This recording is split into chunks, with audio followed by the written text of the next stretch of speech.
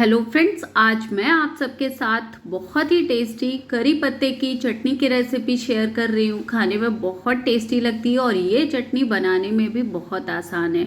फटाफट से ये चटनी बन करके तैयार हो जाती है और खाने में बहुत ही ज़्यादा टेस्टी लगती है। आप इसे लंबे टाइम तक स्टोर करके रख सकते हो, बिल्कुल भी ख़राब नहीं होती है। तो चलिए फटाफट से ये चटनी बनाना शुरू करते हैं। इसे बनाने के लिए मैंने यहाँ पे ढेर सारा करी पत्ता लिया है। इस चटनी को बनाने के लिए आपको फ्रेश करी पत्ते का यूज़ करना है। कहने का मतलब है कि सूखे ड्राई करी पत्ते जो होते हैं ना, उनका यूज़ हमें यहाँ पे नहीं करना है। तो यहाँ पे मैंने ना ढेर सारा करी पत्ता लिया। इसे मैंने पहले ही धुल करके फ्रिज में रखा था, इसलिए मैं इसे अभी यहाँ पे नहीं धुल रही हूँ। अगर आप इसे तुरंत तोड़ के ला रहे हो तो पहले धुल लीजिएगा, उसके बाद इसे सुखाइएगा। फिर यहाँ पे पत्तियाँ इसकी निकाल लेनी है। मैंने एक प्लेट में डंठल अलग कर दिया है, पत्तियाँ अलग कर ली हैं। अब हम इस पत्तियों को थोड़ा सा क्रिस्प करेंगे। तो यहाँ पे मैंने एक कढ़ाई लिया है, कढ़ाई को गैस पे चढ़ाएंगे और बस ज़्यादा नहीं, 1 से 1.5 चम्मच जो खाने वाली चम्मच होती है ना, उस चम्मच से आपको 1.5 चम्मच मस्टर्ड ऑयल लेना है। ऑयल को गर्म होने देना है। जब ऑयल अच्छा गर्म हो जाए ना, तब आपको गरम ऑयल में कड़ी पत्ते को ट्रांसफ़र करना है। गैस की फ्लेम को स्लो कर देंगे। स्लो गैस में हम इसे कंटिन्यू चलाते हुए अच्छे से पका लेंगे। कहने का मतलब है कि ये अच्छे से क्रिस्पी हो जानी चाहिए, क्रंची सी हो जानी चाहिए। जैसे कि हम जब तड़का वगैरह लगाते हैं और ऑयल में डालते हैं तो ये क्रंची सी हो जाती है ना, लेकिन यहाँ पे मैं थोड़ी ज़्यादा मतलब चटनी के लिए ज़्यादा करी पत्ते का यूज़ कर रही हूँ, तो थोड़ा सा टाइम जाएगा। इसे हमें कंटिन्यू चलाते हुए अच्छे से क्रिस्प कर लेना है, अच्छे से पका लेना है। इसका कलर भी थोड़ा चेंज हो जाएगा और ये परफेक्ट क्रंची सी दिखने लग जाएंगी। तब आपको गैस को ऑफ कर देना है। अब आप यहाँ पे देख सकते हो बहुत ही परफेक्ट हमारी ये करी पत्ते पक चुके हैं, क्रंच हो चुके हैं। अब हम गैस को ऑफ करेंगे और ये सारे करी पत्ते को ना हम एक प्लेट में ट्रांसफ़र कर लेते हैं। बहुत ज़रूरी है कि करी पत्ते अच्छे से क्रंची हो जाएं, अच्छे से पक जाएं, तभी आपको चटनी बनाना है। क्योंकि अगर मतलब कच्चे करी पत्ते का यूज़ कर लिया और वो मतलब पके नहीं रहेंगे ना, तो फिर चटनी हमारी लंबे टाइम तक सही नहीं रहेगी, ख़राब हो जाएगी। इसलिए आप ना करी पत्ते को इसी तरीके से अच्छे से पका लीजिएगा, क्रंची कर लीजिएगा। अब वापस से हम कढ़ाई में 1.5 से 2 चम्मच ऑयल डाल देते हैं और गैस को ऑन करेंगे। ऑयल को गर्म होने देंगे। ऑयल हमारा यहाँ पे गर्म हो चुका है, तो बस गर्म ऑयल में हम यहाँ पे आधा कप डाल देते हैं पीनट्स।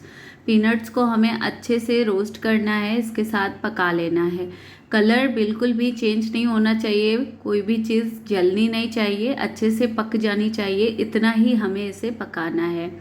यहाँ पे आप देख सकते हो मैं इसे कंटिन्यू चलाते हुए अच्छे से पका ले रही हूँ। लगभग 1.5 से 2 मिनट मैंने पीनट्स को फ्राई कर लिया है। इसमें थोड़े से क्रैक से आने लग गए, इसका मतलब है कि पीनट्स अंदर तक अच्छे से मतलब पक चुके हैं। अब हम इसमें कुछ इंग्रेडिएंट्स और ऐड करेंगे। तो यहाँ पे मैंने लगभग 7 से 8 लहसुन की कली ली हैं और 4 लाल सूखी मिर्च ले ली हैं। तो यहाँ पे आप ना सूखी लाल मिर्च की क्वांटिटी घटा भी सकते हो और बढ़ा भी सकते हो। अगर आपको सूखी लाल मिर्च का यूज़ नहीं करना है ना, तो आप यहाँ पे हरी मिर्च का यूज़ भी कर सकते हो। लहसुन और लाल मिर्च डालने के बाद भी हम इसे लगभग 1 मिनट के लिए अच्छे से भून लेंगे, पका लेंगे। तो यहाँ पे आप देख सकते हो इसे पकते हुए लगभग 1 मिनट हो चुका है। तो अब इसमें ना हम कुछ इंग्रेडिएंट्स और ऐड करेंगे। मैं आपको दिखा रही हूँ, जो मैंने लहसुन डाले थे ना, ये बहुत ही अच्छे से पक चुके हैं। इनका थोड़ा सा कलर भी चेंज हो चुका है। लहसुन और लाल मिर्च को कुछ टाइम के लिए पकाने के बाद हम इसमें लगभग 3 से 4 चम्मच सफ़ेद वाली तिल डाल देते हैं। आप यहाँ पे 2 चम्मच तिल भी डाल सकते हो, 1 चम्मच तिल भी डाल सकते हो। मैंने यहाँ पे 4 चम्मच तिल डाला है। कहने का मतलब है कि क्वांटिटी आप अपने हिसाब से घटा बढ़ा सकते हो। तो बस यहाँ पे 4 चम्मच मैंने तिल डाल दिया है और अच्छे से तिल को भी हम कुछ सेकंड के लिए लगभग 30 से 40 सेकंड के लिए हम इसे इन सारी चीज़ों के साथ फ्राई कर लेंगे। ये बहुत ही फटाफट से जो तिल है ना, ये फ्राई हो गई, क्योंकि ये सारी चीज़ें बहुत ही अच्छे से गर्म है। अब इसमें हम ना 1/4 टेबल स्पून हींग डाल देते हैं और हींग डाल करके भी हम अच्छे से इसे मिक्स कर लेंगे। कुछ सेकंड के लिए हम इसे वापस से मिक्स करेंगे। बहुत ज़्यादा मतलब हमें इसे नहीं पकाना है, सारी चीज़ें जलनी बिल्कुल नहीं चाहिए, कलर चेंज नहीं होना चाहिए, इतना ही हमें इन सारी चीज़ों को पकाना होगा। तो बस गैस की फ्लेम को बिल्कुल स्लो रखेंगे।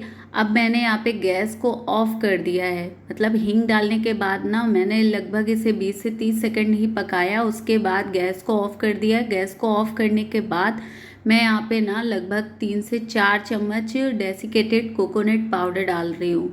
आप यहाँ पे ना जो मतलब नारियल का गोला होता है ना, आप उसे ग्रेट करके भी डाल सकते हो, आप यहाँ पे डेसिकेटेड कोकोनट का भी यूज़ कर सकते हो, जो भी आपके पास ईजिली अवेलेबल हो ना आप यूज़ कर सकते हो।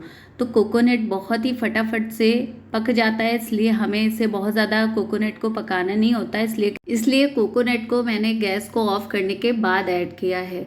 बस सारी चीज़ों को अच्छे से मिक्स करेंगे और इसे कुछ टाइम के लिए ठंडा होने के लिए छोड़ देंगे। तो यहाँ पे सारी चीज़ें बहुत ही अच्छे से ठंडी हो चुकी है। तो अब हम एक ग्राइंडिंग जार ले लेते हैं और सारी चीज़ों को ग्राइंडिंग जार में ट्रांसफ़र कर देते हैं। ये चटनी खाने में बहुत टेस्टी लगती है, एक बार ज़रूर से ट्राई करिएगा, उसके बाद तो आप इसे बार बार बनाओगे। तो यहाँ पे मैंने सारी चीज़ों को ग्राइंडिंग जार में ट्रांसफ़र कर दिया और अब फ्राई किए हुए करी लीव्स डाल देते हैं, जिन्हें हमने क्रंची करके रखा था। तो यहाँ पे मैंने सारी ही करी लीव्स को ऐड कर दिया है इन सारी चीज़ों के साथ। अब इसमें हम कुछ इंग्रेडिएंट्स और ऐड करेंगे, जिससे कि इस चटनी का टेस्ट और ज़्यादा बढ़ जाएगा। इसे बढ़िया सा चटपटा टेस्ट देने के लिए मैं यहाँ पे 2 चम्मच मैंगो पाउडर ऐड कर रही हूँ। ये मैंगो पाउडर मैंने घर में ही बनाया था, ये होममेड मैंगो पाउडर है। अब यहाँ पे हम टेस्ट के अकॉर्डिंग नमक डालेंगे। तो यहाँ पे मैंने 2 छोटी चम्मच नमक ऐड किया है, आप अपने हिसाब से नमक कम ज़्यादा कर सकते हो। तो बस अब सारी चीज़ों को बढ़िया सा ग्राइंड कर लेते हैं, दरदरा सा ही हम इसे ग्राइंड करेंगे, बहुत ज़्यादा फाइन पाउडर हम नहीं बनाएंगे। तो यहाँ पे आप देख सकते हो हमारी ये चटनी बहुत ही परफेक्ट ग्राइंड हो चुकी है, तैयार हो चुकी है। अब हम एक बाउल ले लेते हैं और सारी चटनी को बाउल में ट्रांसफ़र कर देते हैं। इस चटनी में हमें कोई भी लिक्विड चीज़ नहीं यूज़ करना है, कहने का मतलब है कि इसे चटपटा टेस्ट देने के लिए आपको मैंगो पाउडर का ही यूज़ करना है, बिल्कुल भी नींबू के रस का यूज़ नहीं करना है। ये बहुत ही परफेक्ट ड्राई सी चटनी हमारी बिल्कुल रेडी है। इसे मैंने करी पत्ते से बनाया है, आपको मैं पास से दिखा रही हूँ कि कितनी ज़्यादा परफेक्ट लग रही है। खाने में इसका टेस्ट बहुत ही अच्छा है। आप इसे दाल चावल के साथ, पूड़ी पराठे के साथ, किसी भी चीज़ के साथ सर्व करोगे ना तो खाने का टेस्ट बढ़ जाएगा। बहुत ही परफेक्ट चटनी की रेसिपी है, एक बार ट्राई करिएगा। इसे आप ना लंबे टाइम तक स्टोर कर सकते हो, ये बिल्कुल भी ख़राब नहीं होती है। तो अब मैंने ना एक कांच का जार ले लिया है और इस जार में मैं इस चटनी को स्टोर कर रही हूँ। वैसे तो ये चटनी बचने वाली नहीं है, क्योंकि ये बहुत ही ज़्यादा टेस्टी है। वैसे तो आप इस चटनी को किसी भी चीज़ के साथ सर्व कर सकते हो, लेकिन अगर आपको कुछ भी समझ में ना आए ना तो आप रोटी में घी लगाएं और इस चटनी को अच्छे से स्प्रेड कर लें और खाएं, बहुत ही ज़्यादा मज़ा आएगा।